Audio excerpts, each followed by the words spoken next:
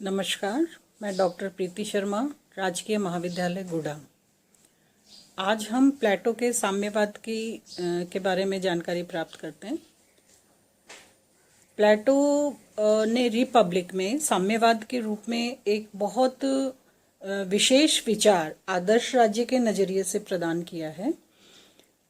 प्लेटो का ये मानना है कि राज्य के वे वर्ग जिनके हाथ में सत्ता हो वो व्यष्टि और समष्टि का ऐसा समन्वय प्रस्तुत करें जिसमें ममता भरे क्षुद्र स्वार्थ के लिए और प्रलोभन के लिए किसी प्रकार का कोई स्थान न हो। अब इस एक विशेष विचार को आगे बढ़ाने से पहले हमें ये देखना होगा कि तात्कालिक समय में क्या प्लेटो के इस विचार को रिफ्लेक्ट करने वाले कुछ विचार मौजूद थे या कोई एक संकेत उस राजनीतिक चिंतन की पृष्ठभूमि पर दिखाई पड़ता है। तो उस संबंध में हम ये मानते हैं कि प्लेटो से पूर्व भी इस प्रकार के साम्यवाद का एक आधार था, क्योंकि पाइथागोरस ने ये कहा था कि मित्रों की संपत्ति पर सबका समान अधिकार होता है। इसी प्रकार से यूरिपाइड जो है उन्होंने भी नारी साम्यवाद का समर्थन किया था। तो स्पार्टा में भी ये जो नगर राज्य स्पार्टा था वहाँ भी ये व्यवस्था थी कि बच्चों को एक छोटी सी अवस्था में राज्य के संरक्षण में भेज दिया जाता था और स्त्रियां सबके लिए समान होती थी। तो इस प्रकार से प्लेटो के साम्यवाद से पूर्व भी एक विचार साम्यवाद के रूप में यूनानी नगर राज्यों की और विचारकों की पृष्ठभूमि पर दिखाई पड़ता है। प्लेटो के साम्यवाद के मुख्यतः 3 आधार हैं। पहला मनोवैज्ञानिक आधार है, जिसके रूप में प्लेटो ये स्थापित करते हैं कि क्योंकि व्यक्ति, सामान्य व्यक्ति और विशेष व्यक्ति किसी भी रूप में परिवार और व्यक्तिगत संपत्ति से अधिक प्रभावित होते हैं, इसलिए वो गलत कार्य करने में भी अपने आप को प्रवृत्त कर सकते हैं, क्योंकि वो एक भावनात्मक रूप से इन दोनों तत्वों से जुड़े रहते हैं, पारिवारिक संस्था और व्यक्तिगत संपत्ति। तो उनमें भेदभाव करने की या स्वार्थ के आधार पर कार्य करने की प्रवृत्ति स्वाभाविक है। दूसरा आधार वो देते हैं कि जहां राजनीतिक आधार, जिसमें वो ये मानते हैं कि अगर आर्थिक और राजनीतिक शक्तियां एक साथ संयुक्त कर दी जाएं तो वो निरंकुशता की सबसे अच्छी परिभाषा बन जाती है। तो इसलिए निरंकुशता को अवॉइड करने के लिए, उसे रोकने के लिए जरूरी है कि आर्थिक और राजनीतिक शक्तियों का पृथक्करण किया जाए। तीसरा, वो दार्शनिक आधार प्रदान करते हैं और वो ये मानते हैं कि जो सर्वोत्तम है वो शासन करे। सर्वोत्तम जो विवेक और बुद्धि के आधार पर, जिसमें कोई स्वार्थ नहीं है, जो बिल्कुल निष्पक्ष रह के कार्य कर सकता है, और ऐसा वो ही हो सकता है जो परिवार और व्यक्तिगत संपत्ति के अटैचमेंट से दूर रहे।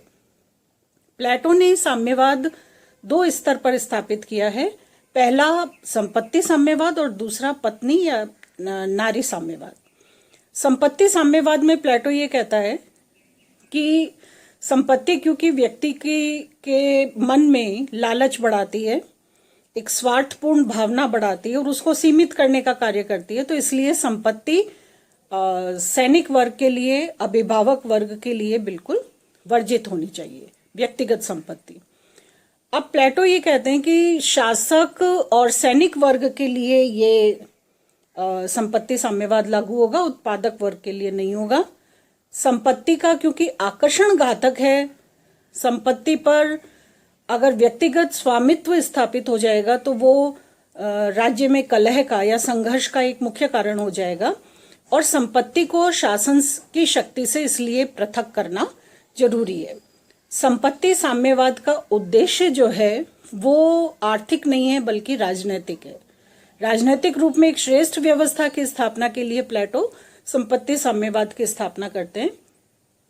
तो प्लेटो इस और जो बुद्धि की श्रेष्ठता के आधार पर शासन में अपनी भागीदारी निभाएंगे, उसी प्रकार का शासन जो है वो जनता के लिए या सभी लोगों के लिए कल्याणकारी होगा।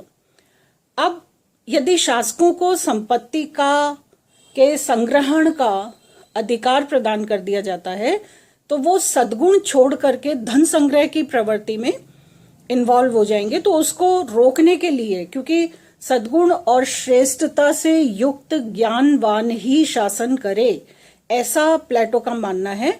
तो उसे रोकने के लिए प्लेटो ने निजी संपत्ति से शासक और सैनिक वर्ग को वंचित किया है।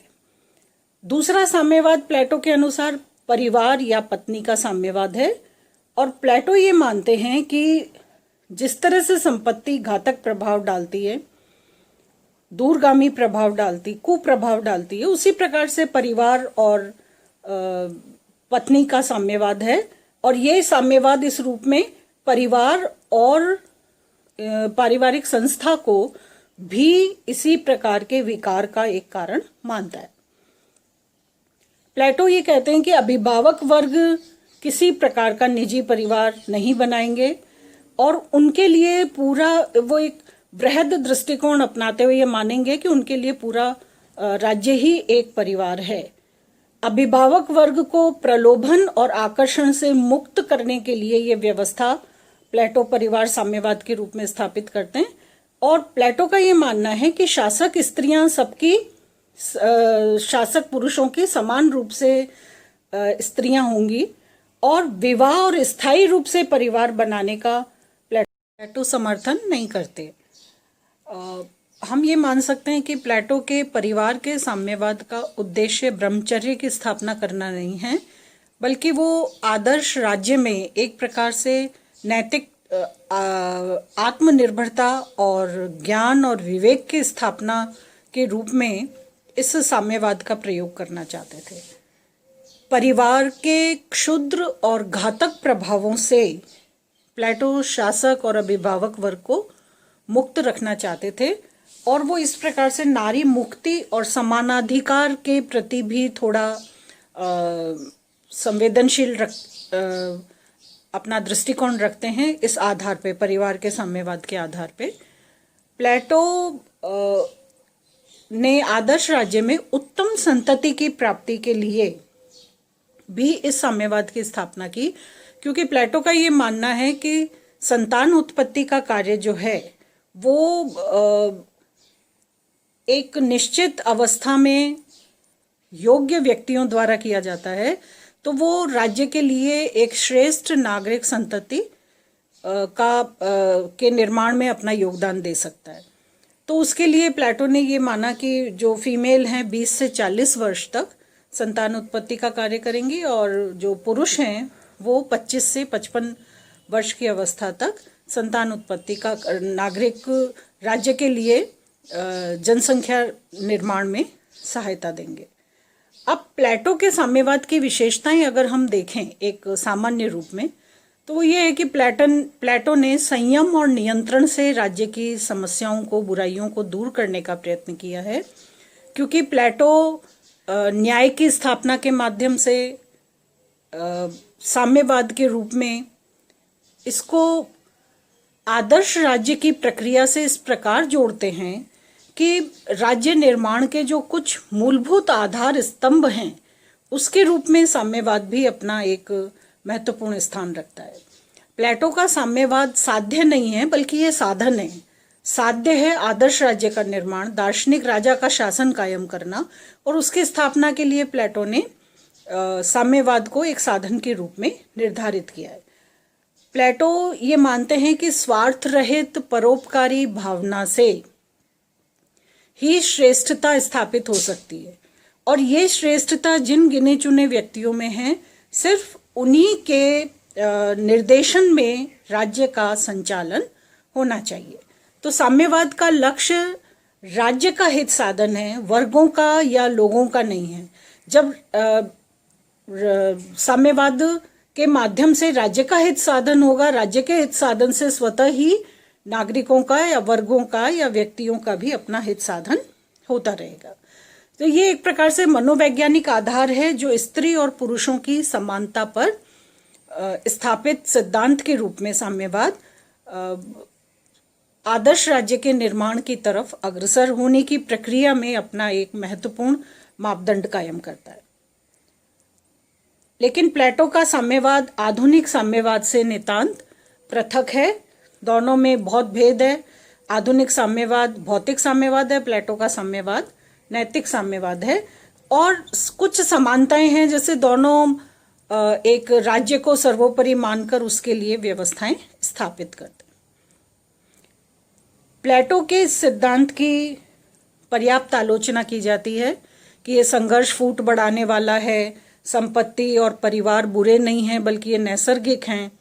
तो इन आधारों पर प्लेटो का साम्यवाद व्यवहारिक रूप में एक इस प्रकार का जो आधार है जो कि समाज के लिए बहुत बहुत महत्वपूर्ण है। संपत्ति भी जो एक प्रकार से विविधता प्रदान करता है, और विविधता से एक बहुत प्राकृतिक रूप में समाज का या व्यवस्था का विकास होता है, नैसर्गिक रूप में। तो आलोचकों का ये मानना है कि प्लेटो ने वो आधार ही खत्म कर दिया जो नैसर्गिक रूप से व्यवस्था को मजबूत बनाता है, चाहे वो संपत्ति के रूप में हो और चाहे परिवार जैसी संस्था के रूप में हो। व्यक्ति या नागरिक कोई ऐसा मशीनी कलपुर्जा नहीं है जिसको अपने इच्छा से कहीं भी किसी भी रूप में स्थापित कर दिया जाए।